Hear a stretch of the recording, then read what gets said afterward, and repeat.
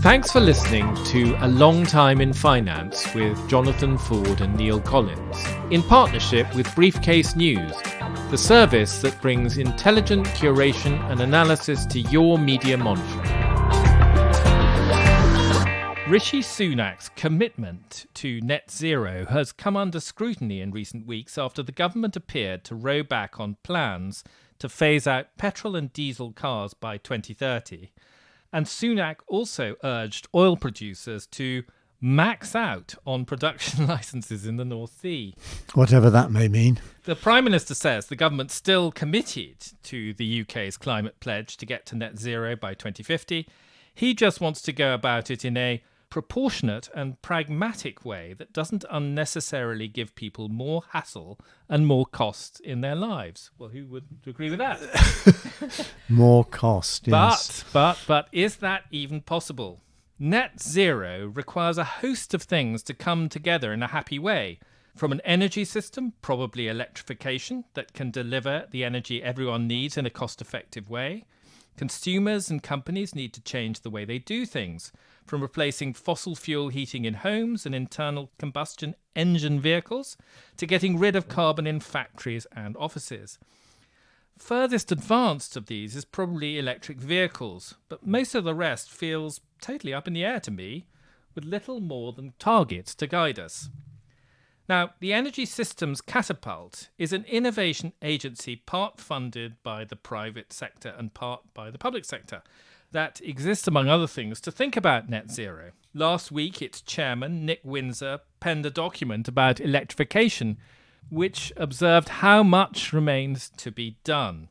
So we asked Richard Halsey, who's the innovation director at the Catapult, to join us to discuss the practicalities of net zero and where the UK has got to. So, Richard, welcome. Thanks, Jonathan. Nice to be here. I suppose the first question really to ask is just to sort of set the scenes about what you see as the real costs and implications of getting to net zero within the sort of time frame that Theresa May's government set in 2019. There's no getting away from it that delivering net zero is a real challenge. But I would see it as a kind of critical mission that is essential for two main reasons. So to meet the challenge of climate change, but also to ensure that we create a better place for the future. The reality of getting to net zero is that it is going to require significant investment. One of the latest estimates was in the order of 1.3 trillion to be able to deliver net zero. But of that, over 900 billion is expected to be benefit. So the net costs out to 2050 are expected to be closer to 300 billion. And that doesn't account for all the wider benefits that are going to be associated with delivering net zero. So the health benefits that are going to come from air quality, from dietary and health service improvements, and it represents a significant investment opportunity as much as a cost. Well, I'm afraid I've heard this many times before on many large public sector projects, and it's curious how the benefits are so much more difficult to find, and the costs are always hugely underestimated. And I can see no reason why it should be any different now. And I think that the thing that we have to do, above all, is to try and persuade the politicians to tell the truth of the real cost. I think there's a reality of the cost of getting to net zero, which is really important. But I don't think it can be underestimated, the benefits that will accrue over time to society, to households, and that we have to be very clear on, I would argue, the investments that we need to take for a more sustainable future and the potential benefits and in fairness, like when those benefits will arise. And we need to be very clear on how we're going to make those investments. Just on this sort of valuation of the benefits, one of the things that people do think about quite a lot is the question of what will happen to energy costs and energy availability as a result of net zero. I mean, I think in the past you have come up with a cost, or the Catapult came up with a cost of something like, I think 1 to 2% of GDP as being the increment to achieve net zero. That's essentially a permanent addition to energy costs in the country and will flow into everything that happens in the UK. That is quite a substantial increase when you think that energy costs have represented something between, 3 and 5% of GDP over time. Yeah, I mean, as I said, there's no getting away from the hard realities of the cost of meeting net zero. And as you said, Jonathan, we've sort of estimated, and others such as the CCC, government itself has estimated those costs could be between 1 and 2%. I think the central scenario was around 1.3%. But as we've seen kind of relatively recently, the cost of energy is influenced by many global factors. We in the UK can be exposed to those factors, and they can significantly influence the costs that we pay for energy and that households will pay for energy. So there's a real need and an opportunity, I think I would argue, to be preemptive in developing infrastructure, energy systems that are resilient and ensure that the long-term costs that households and consumers are going to pay are as fair and affordable as possible. Where is this energy going to come from? We've already seen over the last decade the significant change in our energy mix, the growth of renewables, more wind, more solar. We're seeing, obviously, a continued role for interconnectors. There's potentially important and enduring role for nuclear power. A real mix of energy generation technologies are going to be needed to deliver net zero and ensure that we can have a secure and reliable system for businesses and people. The two principal sources are essentially windmills and nuclear power.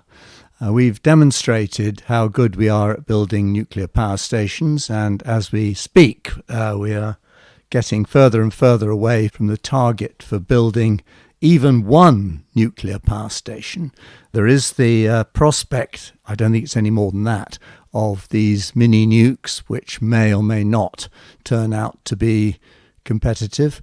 But as for wind power, I have to say that I think that we have done this with disguised subsidies all the way, and I don't think they're getting cheaper. I think, if anything, they're getting more expensive. Is there a question coming? Well, the question is the same one. You say it's all going to come from nuclear power and wind turbines.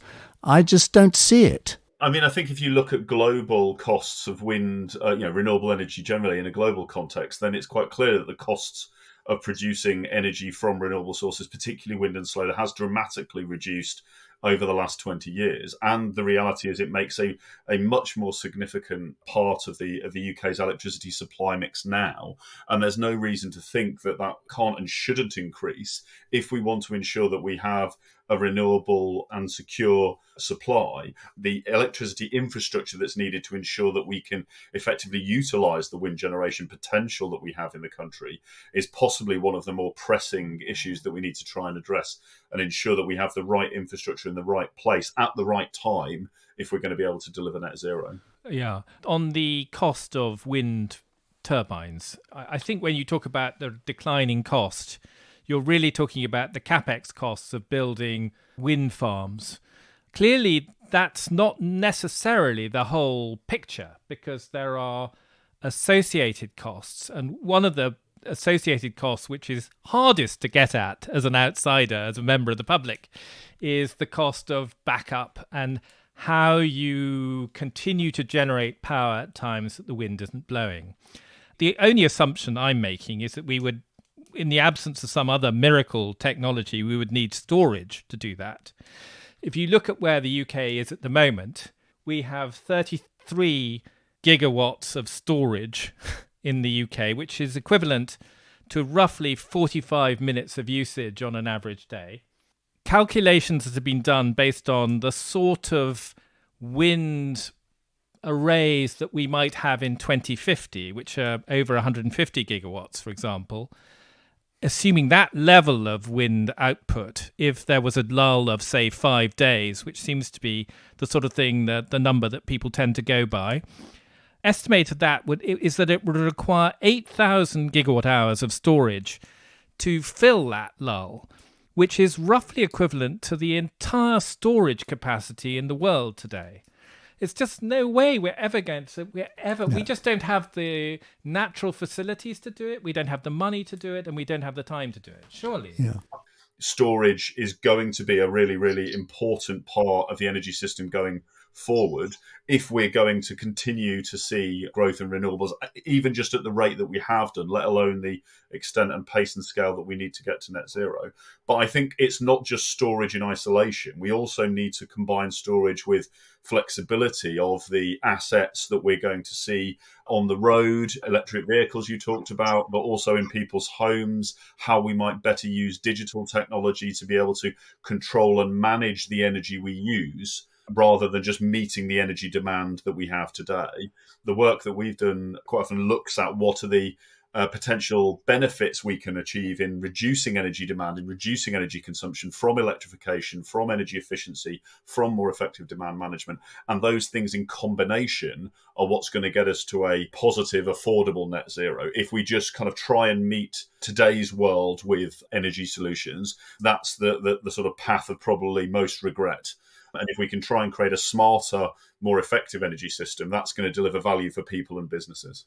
I suppose electricity, in a way, is the bit that we've achieved most in the time we've had up till now. I think we're more than halfway to the 2030 target in terms of low carbon electricity, although, Neil would probably quibble a bit. That's fine when the wind blows. It's all a bit stick and string and could fail. But in other areas, we're actually way off the target. Electric vehicles, often seen as a success story. Where we are today is we've got about 24% of new cars are electric vehicles against a 2030 target of almost 100%. As a share of the UK fleet, electric vehicles are 2.5% as opposed to the 2030 target of 43%.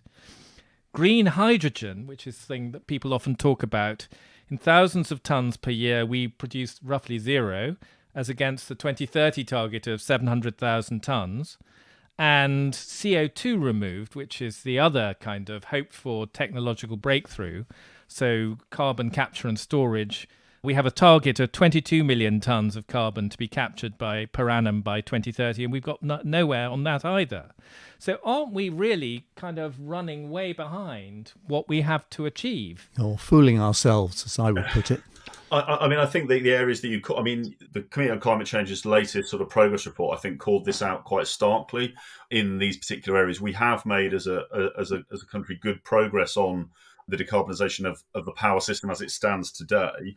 But those areas that are arguably more directly connected to consumers and people's choices and behaviours, they are areas where we are clearly behind where we need to be, and we need to see more progress. You called out carbon capture. That's another important area where the pace of progress that we've wanted to see has not been there, and it's a really important area. The same with hydrogen. We have ambitions and see hydrogen forming a quite important part of global economies, not just the UK in the future.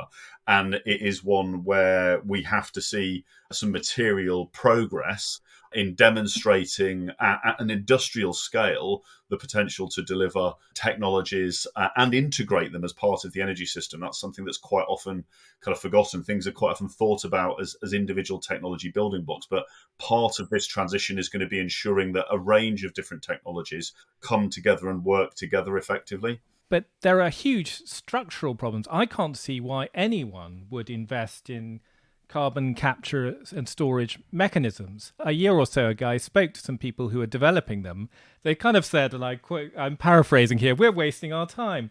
No one's going to invest in this. Anyone who has a factory where they would need to capture lots of carbon will simply move that factory to somewhere where they don't have to do it, because they're going to become hopelessly uncompetitive in a world where we force our manufacturers to install this stuff and nobody else does. And their argument, the manufacturer's argument, was the only possible way this can work is if the government is prepared to move to a carbon border tax adjustment, a kind of carbon tariff, protecting an area of the world where we're undergoing this. But there's no sign that anything like that will ever happen. So manufacturers have zero incentive, and therefore nothing happens. It's not without its challenges, particularly in that area. And I think the government has a critical role to play in those technology areas to be able to create the mechanisms and support that's needed for businesses to be able to develop, demonstrate, and invest in those technologies. There's an opportunity for the UK in the global context of things like carbon capture as well, if it's able to work with businesses collaboratively. I think this is about government coming together and supporting businesses to be able to demonstrate and prove technologies at scale, and then be able to look at the potential value that can create globally, not just in the context of the UK. It all sounds very fine, but I don't think there's a single carbon capture and storage commercial scale plant that actually works in a way which makes any sense. And as for hydrogen, I think if ever there was a dead end, it's that. You create it by breaking up the water molecule, and then you use it by recreating it again. So the total energy needed for that cycle is bound to be a good deal more than the useful energy you get out of it. I mean, that's just thermodynamics. I just wanted to come to another aspect of this, which is slightly different in it's a consumer-facing product, the heat pump. Now, heat pumps have been talked about for a long time as the absolutely vital piece of decarbonising, domestic heating, and yet it has proved incredibly hard to persuade almost anyone to take them up. It's not clear what the mechanism the government intends to use other than long-range targets saying we're not going to build any more homes after this point to actually bring this about. I think a select committee that has Commons observed recently that if at the current rate of take-up it would take until virtually the end of the world to have heat pumps. But I find myself thinking, here you have a situation where we are saying to the public, this is a technology you need. In a world of consumer choice, they may want to take it up if they think it's advantageous, but they may not if they think it's expensive and doesn't work so well. How do you actually get people to do it? What's the mechanism? Is it a carrot, stick, both? You sort of hit the nail on the head there. I think it is a combination of both carrot and stick. You talk about deployment rates, but the volume of heat pumps being installed in the UK has increased dramatically from where it was 10 years ago, let's say. I think the government's position on this is to try, and is similar to what's been done with electric vehicles through the clean heat market mechanism, is to put a kind of incentive and push on manufacturers of boilers to, as part of their portfolio, also install so many heat pumps. In a similar way has happened with OEMs and manufacturers of internal combustion engine vehicles.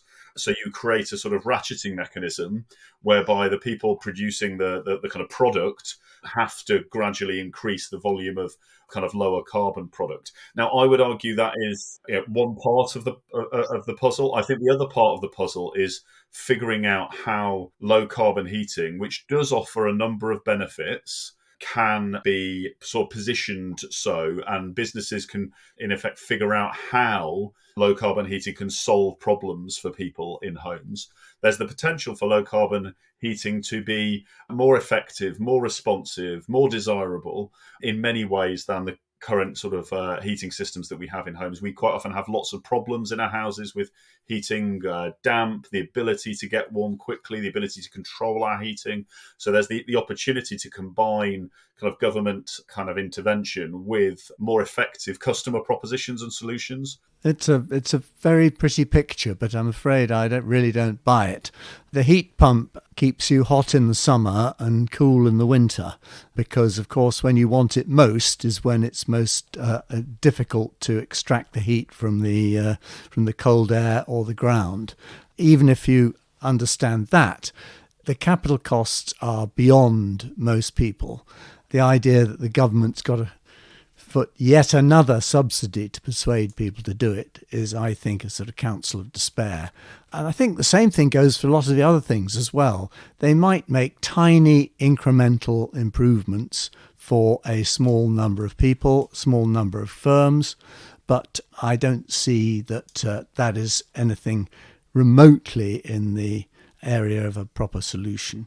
I would draw sort of comparisons with, the history of central heating in homes, the history of power showers or showers in homes, where we saw quite significant uptake and accelerated uptake due to the benefits that were being offered to households. And I think it's similar with kind of heat pumps and integrated electric heating solutions, potentially, that we need to see holistic solutions that work for people. I did think a bit about this, and there seem to be two modern British models of achieving some big change from a central perspective. One was the analog television switch off, which was broadly brought about by better televisions and people seeing the virtue. And the other was the natural gas changeover in the 60s and 70s. And that was done basically by the state taking all choice away from people and saying, we're coming to your street on the 15th of September, and basically we're just going to change your stuff. And if you don't want it, then you're out of the gas business and you can find another way of heating your home. Is there anything in those that can provide any inspiration for this particular problem? I mean, I think they were obviously of a time, perhaps, and I would argue things like digitalization, the advent of social media, and other things maybe create slightly different context around those sort of big switch and big change. However, I do think that there is the need and value in the creation of longer term plans for places. How can you give places, communities, people confidence in what the direction of travel is so that they can start to prepare and get ready? And then equally, network companies, businesses providing solutions can look to invest and develop solutions in particular places. So if we had in the places we live plans about whether we're going to live in an electrification neighbourhood, if we're going to live in a district heating neighbourhood, if we're going to live in a deep retrofit zone, that might create a degree of confidence and allow you to walk down a similar path where ultimately maybe you have some hard sort of switchover type points, but it allows people to kind of get on board and get engaged with the change that's going to need to happen. Just one point from me, which is once again puzzlement over the disjointed nature of all of this. We started off by saying that, although Neil doesn't much like it, nuclear is supposedly going to have to play a part in the decarbonisation of energy. Yet only a week ago, we have the Energy Secretary talking about small nuclear plants, which are clearly a part of the government strategy, and just saying vaguely that they're going to come along at some point in the 2030s. There's just this sort of constant adherence to the idea that sort of expressing some airy, distant target will lead to something happening in the intervening years, when, as we know, that just doesn't happen in the real world. And I think that's a really important point. And we would certainly say from the Energy Systems Catapult perspective that getting on with demonstrating, proving technologies at scale that we feel are going to be an important potential part of the mix, in several decades' time is really important. And not just talking about things, but getting on and developing and showcasing things. And I think the government has a really important part to play in enabling and supporting that to happen. And it's one of those areas, the same with CCUS, there's a really, same with long duration energy storage, a real need to get behind those technologies that we think are going to be really important. So I would certainly be an advocate of the government kind of getting behind and doing more earlier on those kind of things. Yeah, more subsidies all round. Neil's point right at the beginning was that we needed to be honest with ourselves about what was achievable and how much it would take to do it. Do you think the government has been honest, really, about the challenges we face in getting to net zero? I personally think the government is aware of the extent of change and transformation that's needed to get zero, and the various work that's been done has an understanding of the costs or the investment need. It also is very clear on the challenge of meeting interim carbon budgets, which I potentially see just as challenging. Has it got behind and really supported what needs to be supported to be able to move forward at the pace and scale that's needed? I think is probably the kind of key question. There are some areas which seem really, really important and it's providing some support, but is it of the scale? Is it collaborating with businesses and industry? Is it setting the direction of travel Is it providing the connection into local government and places to help people really understand what net zero means practically for them? The public, I think, take the view that net zero doesn't mean very much for them. The world will continue broadly as it is now. That's what they've been told to expect. They'll still be able to switch on their electricity whenever they feel like it, go wherever they want to, fly on their holidays and so on and so forth.